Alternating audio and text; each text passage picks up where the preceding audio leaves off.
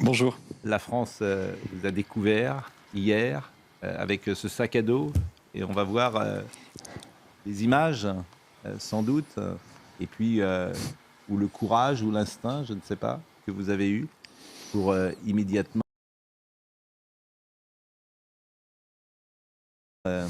intervenir auprès de cet homme. Vous êtes là face à lui à ce moment et vous allez le poursuivre et sans doute, Henri, avez-vous empêché une tragédie? Avez-vous empêché le pire? Est-ce que vous en avez conscience?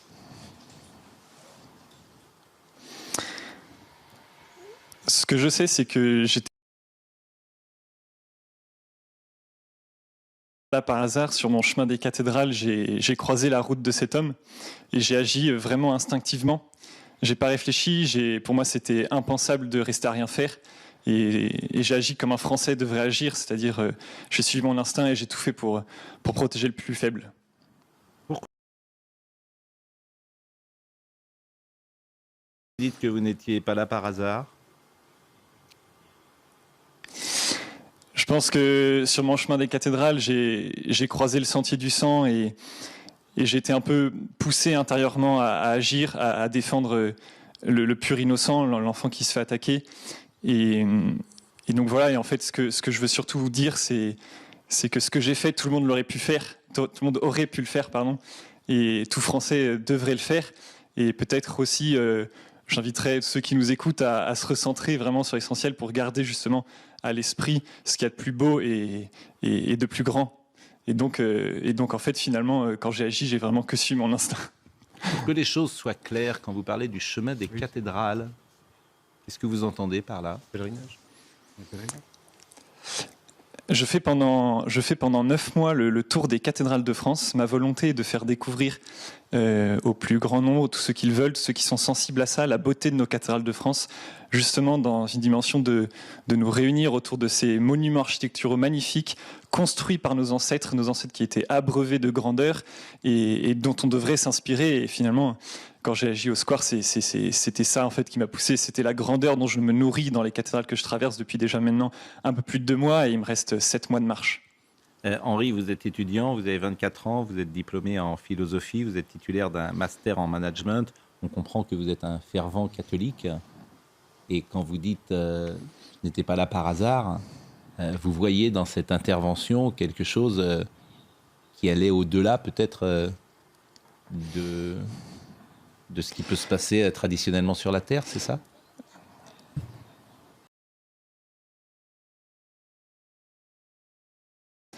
Je sais pas, ce que je sais, c'est que j'étais là à ce moment-là et que j'ai agi en étant complètement poussé intérieurement. J'ai ressenti une grande force en moi, la poussée d'adrénaline. J'ai vraiment pas réfléchi. C'était intolérable que des enfants se fassent attaquer de cette manière-là. Et j'ai agi comme j'ai pu. Donc, on pourra dire ce qu'on veut. J'ai peut-être été poussé, je sais pas, mais moi, je considère que je n'étais pas là par hasard. Vous avez d'ailleurs mis un message de soutien. Vous avez remercié plus exactement sur Instagram tous ceux qui vous ont soutenu. Merci pour tous vos messages de soutien. Je pense particulièrement aux victimes et leurs parents. J'espère qu'ils s'en sortiront. L'aventure ne s'arrête pas. On se retrouve bientôt.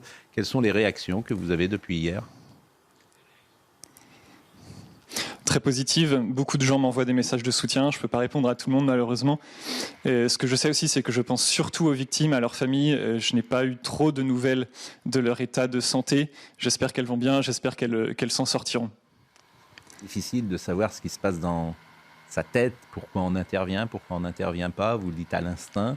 Quand vous avez découvert cet homme, vous avez vu son couteau, tout va très vite, j'imagine, dans votre tête, dans votre cerveau. Et est-ce que vous vous souvenez, est-ce que vous arrivez à analyser précisément votre état d'esprit hier sous les coups de 9h45? Il a fallu le faire au moment de la déposition auprès de la police judiciaire. Il a fallu rentrer dans tous les détails. C'était un exercice pas très évident. Aujourd'hui, ce que je sais, c'est que j'ai des flashs dans la tête, des images effectivement atroces. Ce qu'il faut, c'est que maintenant, il faut passer outre, savoir ce qu'on en fait, tourner tout ça en quelque chose de positif et continuer d'avancer. Et moi, maintenant, ce que je veux faire, c'est continuer mon chemin des cathédrales et montrer maintenant à tous ceux qui vont bien vouloir me suivre sur les réseaux la beauté des cathédrales et voir que c'est de ça dont on peut s'abreuver et que c'est ça qui peut nous pousser à agir dans le juste, dans le bon et dans le beau.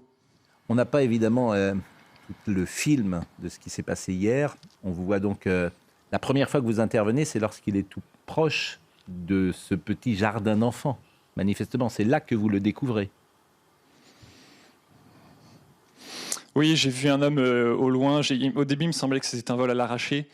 Après, j'ai compris très vite que c'était une véritable attaque. Et c'est là, à ce moment-là, je vous l'ai dit, j'ai pas réfléchi, j'ai foncé. Et après, c'est très vague dans ma tête.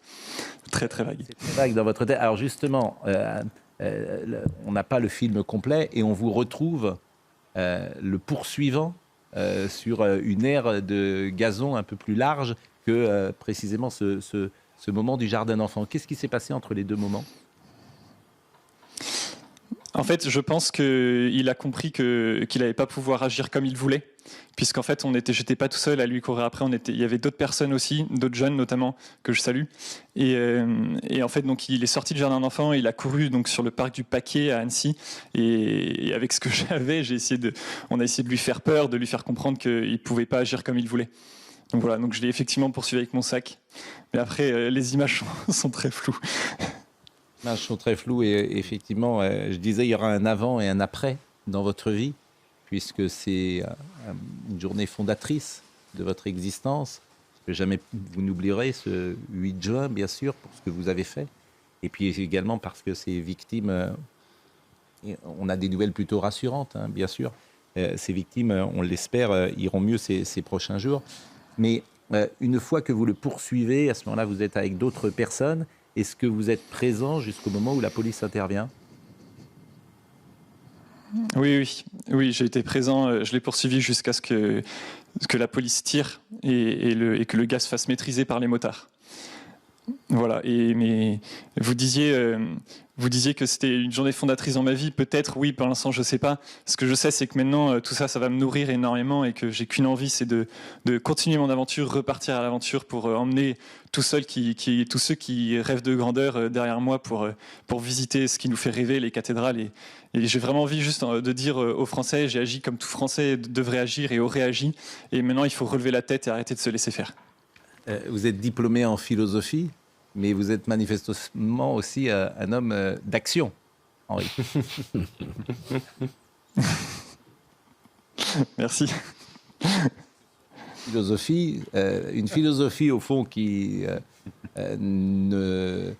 n'est pas de chair ou ne s'inscrit pas dans la réalité. Quel est son intérêt ?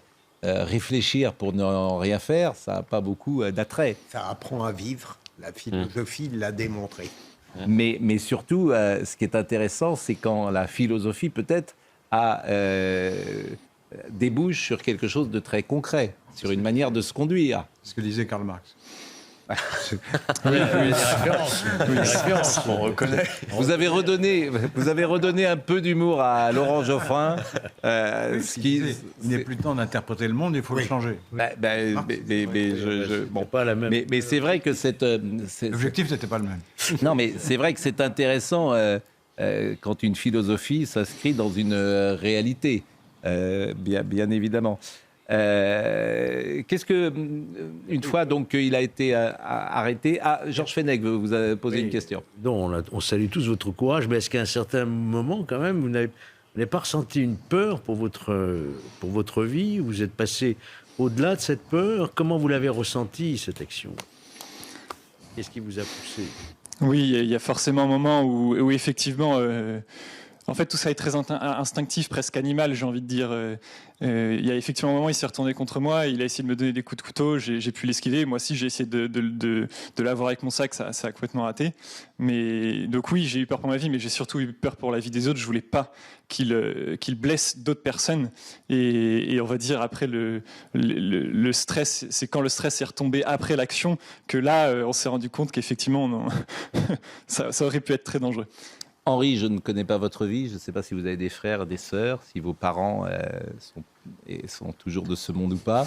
Est-ce que hier, vous avez eu des témoignages de votre famille, de votre mère, peut-être de votre père, de votre frère, de votre sœur, que sais-je? J'ai une belle et grande famille, j'en resterai là, et ils m'ont tous beaucoup soutenu. Mais ils étaient fiers de vous, peut-être. En même temps qu'ils ont eu peur pour vous, j'imagine. Oui. J'imagine si votre mère vous appelle hier matin, et il doit être entre la fierté d'avoir un fils comme vous, et en même temps l'effroi qu'elle doit ressentir. Je dis une mère, mais je pourrais dire votre père, et vos frères et sœurs aussi, peut-être, d'avoir été tellement inquiet et rétrospectif. Eh, le frigo! Il va pas se remplir tout seul. Oh, c'est abusé.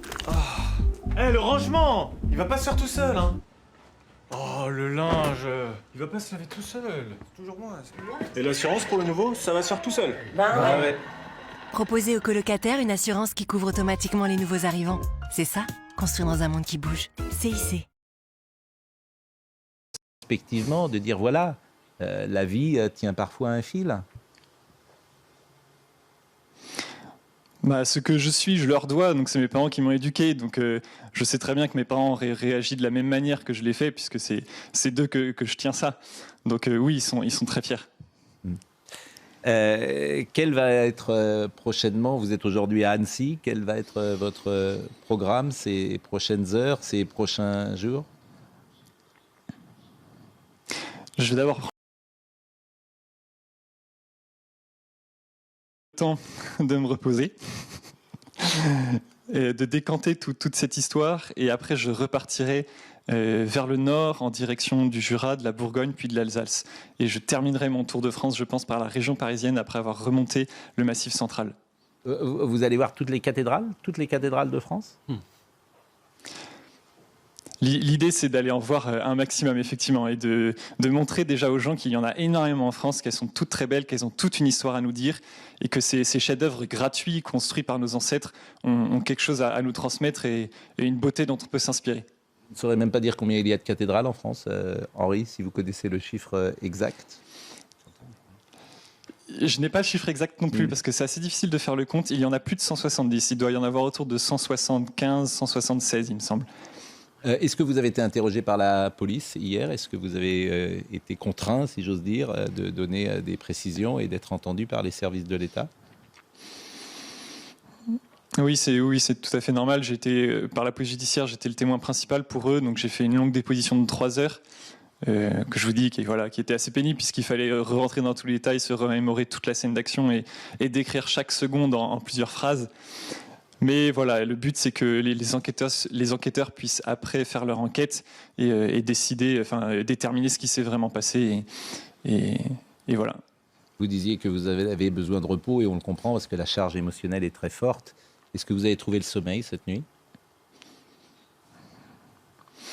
Avec un bon somnifère.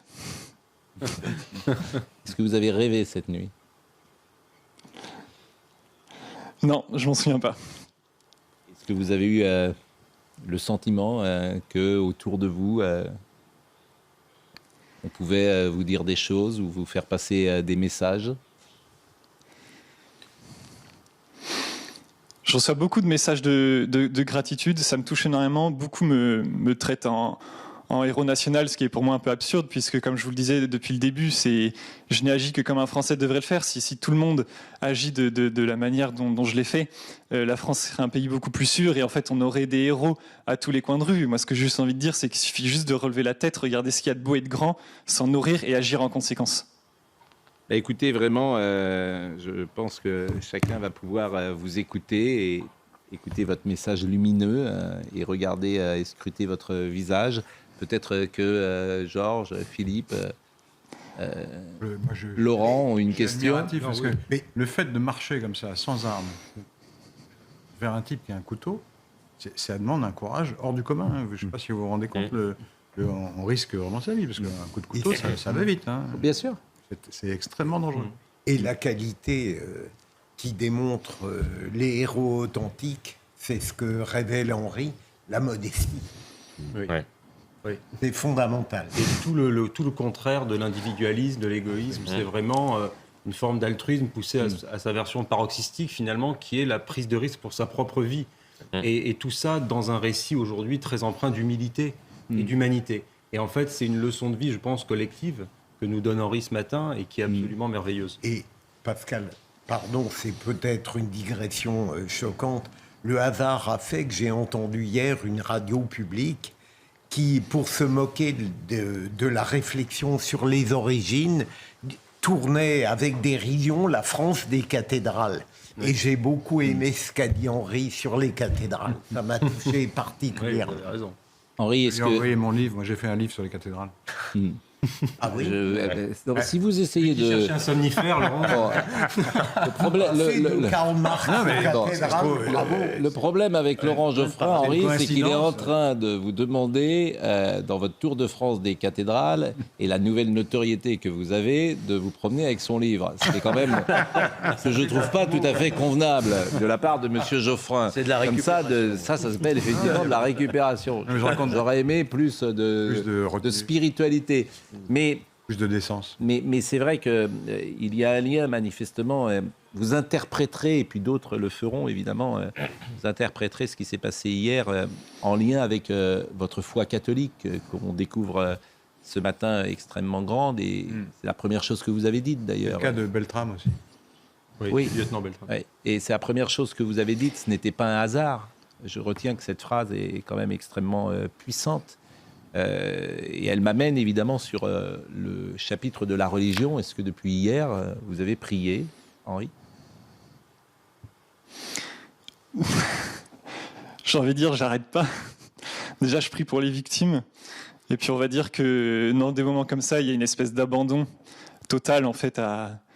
On se laisse un peu guider. Il y a un abandon à la providence, on se laisse guider. Et on dit à la Sainte Vierge et on dit à Dieu qu'on se laisse faire et que c'est eux qui vont décider. Il y a une messe à 18h, je crois, à Annecy. Henri, est-ce que vous serez peut-être présent à cette messe ? Peut-être. Et la foi catholique que vous manifestez, est-ce qu'elle va encore plus loin et dans un engagement au service de l'Église, peut-être ces prochaines années ? Est-ce que c'est quelque chose que vous imaginez ? Ma foi catholique me pose à m'engager au service du beau et du vrai. Et donc c'est ce que je fais en fait pendant ce tour des cathédrales de France, c'est montrer le beau et on n'a pas le droit en effet de se moquer de la France des cathédrales, c'est ce que notre civilisation a construit de plus beau. Quand on les visite, on se rend compte vraiment des trésors historiques, architecturaux, spirituels, artistiques que c'est. Et ceux qui s'en moquent sont des gens mesquins qui ne connaissent pas la valeur de tout ça et je n'ai qu'une envie, c'est de la transmettre au maximum de gens, au maximum de Français, pour que tout le monde puisse s'en inspirer et grandir avec. Vous l'aviez commencé quand d'ailleurs, ce chemin des cathédrales ? Le 25 mars. Et depuis, vous avez visité combien de cathédrales ? 27 cathédrales, j'ai fait à peu près 25% de mon chemin. Quelle est celle Un peu moins. qui vous a peut-être le plus impressionné ? On se souvient par exemple que François Mitterrand allait régulièrement le samedi matin, il emmenait parfois d'ailleurs Alain... Non, je crois que c'était à Chartres, non ? À Chartres. Et il allait régulièrement avec Alain Duhamel et Jean-Pierre Elkabbach, qu'il emmenait dans son hélicoptère et qu'il survolait. D'ailleurs, on le voit dans un film où Michel Bouquet joue François Mitterrand. On voit plusieurs scènes de ce type. Quelle est la cathédrale qui vous a le plus impressionné, peut-être ? Elles m'impressionnent toutes. Elles m'impressionnent toutes, même les plus petites cathédrales, anciennes cathédrales qui sont sur la Côte d'Azur, celles de Grasse, de Vence, d'Antibes, qui sont des petites. Pour ceux qui sont piscine ou ceux qui sont plutôt plage, ceux qui veulent porter le minimum mais avec un maximum de style. Et tous ceux qui veulent plonger dans l'été. Kiabi en fera toujours plus pour les familles. Maillot de bain, robe légère, sac de plage, découvrez les incontournables de vos vacances chez Kiabi pour toute la famille. Comme le maillot de bain femme haut ou bas à seulement 4 €. Kiabi, la mode à petit prix. Jusqu'au 6 juin, conditions kiabi.com. Rendez-vous dans votre magasin Kiabi Kids Kremlin-Bicêtre en face du centre commercial OKB. Petites églises en réalité, mais qui ont un poids historique absolument énorme, puisque ce sont des cathédrales dites paléochrétiennes qui datent avant le temps mérovingien. Et en fait, on y retrouve la trace de tous les premiers chrétiens qui ont évangélisé la France. Et il y a toute une histoire très belle que ces pierres racontent. Vous êtes allé dans l'Ouest, peut-être? Pas encore. C'est la suite du programme. Je vous conseille la cathédrale de Nantes. Oui, on l'attendait. On l'attendait. La cathédrale de Nantes qui avait brûlé en 1972, qui a été incendiée une nouvelle fois en 2019-2020. Mais celle de Rouen est mieux. Quand même. Celle de Rouen est plus... Magnifique. Ouais. Il est plus belle. C'est une des plus... Strasbourg, Rouen, à mon avis, c'est les deux. Strasbourg, formidables. Albi, c'est magnifique. Vous êtes allé à Strasbourg, nous avez-vous dit tout à l'heure, Henri, peut-être? il va y aller, je crois. Je vais y aller. Revenir évidemment à ces victimes et à leurs familles. Est-ce que vous avez été en contact depuis hier avec les familles? Pas du tout. Non, je n'ai pas été en contact. Je sais pas si je le souhaite. Je souhaite simplement que elles se remettent bien. Et si je peux avoir des nouvelles, ça me ferait plaisir quand même. Mais je l'ai fait pour tout le monde. Est-ce que vous avez été en contact avec le ministre de l'Intérieur, avec Madame Borne ou avec Emmanuel Macron? Pas encore. Parce que quand vous dites pas encore, est-ce que... Je crois que ça... Vous croyez que le président cherche à vous joindre? Oui. Oui. Normalement, je pense que je devrais le rencontrer cet après-midi, normalement. Bon. On a été plus rapide que le président. Et une fois n'est pas coutume. Mais je ne doute pas, effectivement. Alors, c'est vrai, et ça va être ou facile ou difficile, je ne sais pas pour vous, mais votre vie va changer. Vous allez devenir un héros national. Et même certains vont vouloir peut-être vous récupérer. C'est-à-dire que le 14 juillet, on va peut-être vous inviter. Et puis peut-être qu'on va vous donner la Légion d'honneur. Et puis peut-être qu'on va vous proposer de mettre en avant les valeurs que vous venez de parler. Est-ce que vous vous attendez à ce monde-là, ce nouveau monde-là, le premier jour du reste de votre vie, comme dit la chanson d'Étienne Dao? Et est-ce que vous avez envie, effectivement, d'accepter tout ce qui se passera ces prochaines semaines, peut-être? Non, ma vie va pas changer. Pourquoi ? Parce que la façon dont j'agis, c'est la façon dont j'essaye de me comporter depuis toujours, en fait. Si on réussit à agir comme ça dans des moments pareils, c'est parce que dans le quotidien, on essaye d'agir au mieux. Donc, je considère pas que ma vie va changer. Je continuerai à agir du mieux que je peux pour faire le bien autour de moi et dans les petites choses du quotidien. Et puis tout ce qui viendra après, je les prendrai le jour. Bon, évidemment, il y a beaucoup de gens qui vous écoutent et puis il y a beaucoup d'interrogations. Alors, certains croient distinguer sur votre cœur un signe de la Vendée. Je ne sais pas, Henri, si c'est le cas. Non. C'est plutôt sur la Manche, le drapeau français. Ça n'a pas échappé également à ça, ceux... c'est un sigle, c'est une marque de t-shirt ici. Ah bon, d'accord. Donc ça n'a pas échappé à ceux qui nous regardent. Et effectivement, c'est intéressant parce que ce que je trouve intéressant dans l'échange qu'on a, c'est que la jeunesse que vous incarnez, s'il n'y avait pas eu ce qui s'est passé hier, elle parle très peu à la télévision. C'est très intéressant d'ailleurs. Elle ne parle très peu. C'est-à-dire que c'est une jeunesse différente de celle parfois que les médias offrent aux téléspectateurs, ou aux lecteurs, ou aux auditeurs. Et c'est intéressant parce que cette France-là existe. Elle est très puissante, elle est très présente. Et elle est parfois, disons-le, moquée dans l'espace médiatique. Un jeune homme catholique de 24 ans qui fait le tour des cathédrales, c'est parfois l'objet de ricanements dans l'espace médiatique. Et aujourd'hui, par ce qui s'est passé hier, vous devenez un héros. Je ne sais pas si vous avez, si vous partagez d'abord mon analyse, mais c'est quelque chose qu'on peut remarquer. Parce que c'est une jeunesse d'action, vous l'avez dit tout à l'heure. C'est une jeunesse qui veut agir, qui a décidé d'agir. Et j'en fais partie, je suis le fruit de tout ça, et on est aussi le fruit des générations précédentes qui nous ont éduqués, et qui, elles aussi, à leur manière, ont décidé d'agir. Et on est une jeunesse qui a décidé d'arrêter de courber la tête, et au contraire de relever la tête, de regarder ce qu'il y a de beau et de grand, comme les cathédrales pour ma part, et qui a décidé d'agir. Et je ne suis pas seul, il y en a beaucoup. Et qui veut agir exactement par intelligence, mais aussi pas forcément dans les actions des uns et des autres, de cette même jeunesse qu'on peut voir parfois agir. Mais ce discours-là, et j'ai voulu vraiment qu'on prolonge ensemble cette conversation, ça fait 25 minutes qu'on est ensemble, et voilà, on a accès aujourd'hui à un témoignage qui diffère de ceux qu'on entend parfois. J'ai bien compris donc que cet après-midi, vous allez rencontrer le président Macron. Qu'est-ce que vous allez lui dire? Vous allez l'écouter? De toute façon, avec le président Macron, vous n'avez pas le choix. Hein. Je sais pas encore. On verra bien comment ça va se passer. Qu'est-ce que vous avez envie de lui dire? Je sais pas. Je verrai sur le moment. Bah écoutez, je vois en tout cas que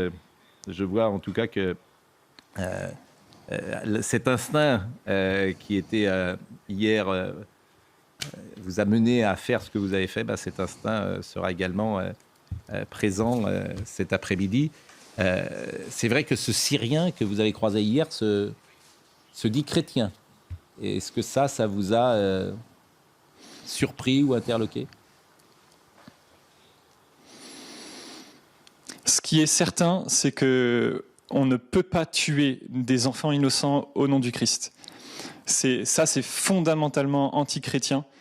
Le vrai message du Christ, c'est un message d'amour, c'est un message de défense des plus faibles. Et c'est sur ce message-là que la France s'est construite. La France s'est construite sur l'idéal chevaleresque, et l'idéal chevaleresque, c'est la défense de la veuve et de l'orphelin. Donc un homme, qu'il se dise chrétien ou non, qu'il soit syrien ou non, qui frappe les plus faibles au nom du Christ, n'est pas un homme du Christ. Écoutez, je vous remercie vraiment grandement. Je vous remercie grandement parce que on interroge beaucoup de gens dans notre métier, mais le moment qu'on vient de vivre ensemble, je pense que les téléspectateurs ne l'oublieront pas, parce qu'ils auront été sous le charme d'une parole authentique et sincère, et ce n'est pas si fréquent, Henri. Et vraiment, je pense que tous ceux qui nous écoutent vous regardent avec admiration et également avec respect.